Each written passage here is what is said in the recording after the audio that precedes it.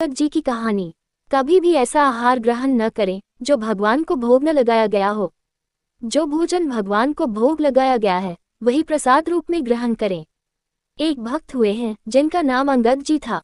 वैसे तो वे स्वभाव से पहले नास्तिक प्रवृत्ति के थे, लेकिन उनकी पत्नी भगवान की भक्त थी।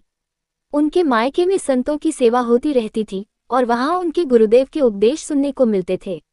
विवाह के बाद जब वे अंगद जी के साथ ससुराल आईं, तो देखा कि वहां राजवैभव तो था, लेकिन न किसी संत का दर्शन संभव था, न किसी संत का आना जाना, न भगवत चर्चा होती थी और न ही सत्संग। रानी की व्याकुलता और संतों का आमंत्रण। रानी बहुत व्याकुल हो गईं। उन्हें मायके में रोज संतों का उच्छिष्ट मिलता था, सद्गुरुदेव भगवान के दर्शन होते रहते थे, लेकिन यहाँ भक्ति का कोई भी वातावरण नहीं था। हालांकि अंगद जी की एक विशेषता थी, वे अपनी पत्नी को भगवत भक्त मानकर बहुत श्रद्धा करते थे और उनके भक्ति मार्ग में कोई विरोध नहीं करते थे। लेकिन स्वयं न तो भक्ति का आचरण करते थे, न संत महात्माओं के प्रति कोई श्रद्धा रखते थे और न ही भगवान की आराधना करते थे। काफी दिनों तक संतों के दर्शन न होने के कारण रानी अत्यंत व्याकुल हो गईं। उन्होंने अपने मायके पत्र लिखकर प्रार्थना की कि सद्गुरु देव भगवान से निवेदन करें कि कृपा करके एक बार यहाँ पधारे और दर्शन दे, क्योंकि मैं यहाँ से बाहर नहीं जा सकती और मेरे पति संतों के प्रति श्रद्धावान नहीं हैं। जब मायके के राज परिवार ने गुरुदेव से प्रार्थना की तो वे करुणामय होने के कारण आने के लिए सहमत हो गए। गुरुदेव के आगमन से हर्षित हो गईं। उन्होंने चरणामृत ग्रहण किया, आरती उतारी, भोग अर्पित किया और गुरुदेव को आसन पर विराजमान किया। फिर वे धीरे धीरे उनके चरण दबाने लगी। इतने में अंगद जी वहां आ गए और अपनी रानी को किसी संत के चरण पकड़े हुए देखा। ये दृश्य देखकर वे क्रोधित हो गए और संत भगवान से बिगड़ने लगे। रानी के तो होश उड़ गए। इतनी प्रार्थना के बाद गुरुदेव स्वयं पधारे थे और अब उनके पति ही उनका अपमान कर रहे थे। लेकिन गुरुदेव ने रानी की ओर देखकर शांत रहने का संकेत दिया, फिर उठे और वहां से चले गए। रानी की प्रतिज्ञा और अंगद जी का परिवर्तन। रानी ने दृढ़ संकल्प लेते हुए कहा, अब मैं अपना जीवन नहीं रखूंगी। जब मेरे गुरुदेव भगवान का अपमान हो गया तो न मैं तुम्हारा स्पर्श करूंगी, न तुमसे कोई वार्तालाप करूंगी, न ही तुम्हारे घर का अन्न जल ग्रहण करूंगी। मैं अपने शरीर को नष्ट कर दूंगी, क्योंकि मेरे ही बुलाने पर मेरे गुरुदेव का अपमान हुआ। अंगद जी अपनी पत्नी पर अत्यंत आसक्त थे। उनकी यह प्रतिज्ञा सुनकर उनका हृदय व्याकुल हो उठा। उन्होंने भी अन्न जल का त्याग कर दिया। जब कई दिन बीत गए तो वे अपनी पत्नी के चरण पकड़कर बोले, तुम जानती हो कि मैं तुम्हारे बिना नहीं जी सकता। कृपया मुझे बताओ कि तुम्हें कैसे प्रसन्न कर सकता हूँ। रानी ने कहा, यदि तुम सच में मुझे प्रसन्न करना चाहते हो तो हमारे गुरुदेव भगवान के चरण पकड़कर उनसे क्षमा याचना करो, उन्हें मनाकर वापस लाओ और यहाँ आकर उन्हें भोग लगवाओ। यदि वे यहाँ भोग ग्रहण कर लें तो हम उनका उच्छिष्ट पाएंगे और हमारी दिनचर्या फिर से पूर्ववत हो जाएगी। गुरुदेव की कृपा और अंगद जी का हृदय परिवर्तन।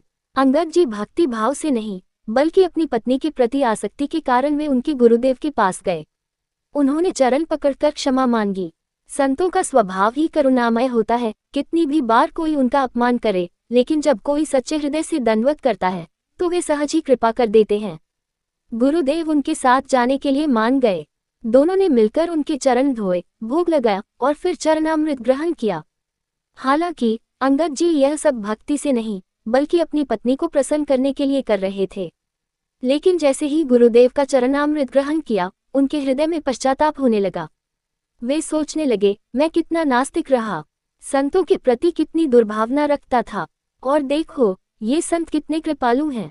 अब उनकी बुद्धि, जो पहले विपरीत चिंतन करती थी, अनुकूल चिंतन करने लगी। उन्होंने अपनी पत्नी से कहा, हमारा अब तक का जीवन व्यर्थ गया। कृपया मुझे बताओ कि भक्ति कैसे करनी चाहिए। धीरे धीरे वे ठाकुर सेवा में सहयोग देने लगे। अब बिना भोग लगाए वे कुछ भी ग्रहण नहीं करते थे। वर्षों से उनकी यही दिनचर्या बन गई, पहले ठाकुर जी को भोग लगाना और फिर केवल प्रसाद ही ग्रहण करना। साथ ही अंगद जी ने 4 पार्षद नियुक्त कर दिए, जिनका कार्य था कि जहां कहीं भी संत दिखाई दे उन्हें घर बुलाकर भोग लगवाएं।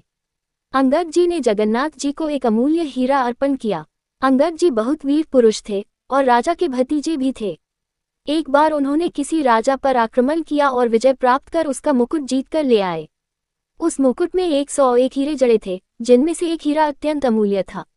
अंगद जी को इस विशेष हीरे का मूल्य और महत्व ज्ञात था। उन्होंने शेष हीरे विजय प्राप्त राजा को लौटा दिए, लेकिन वह अमूल्य हीरा अपने पास रख लिया और कहा, ये हीरा जगन्नाथ जी के मुकुट पर जड़ेगा।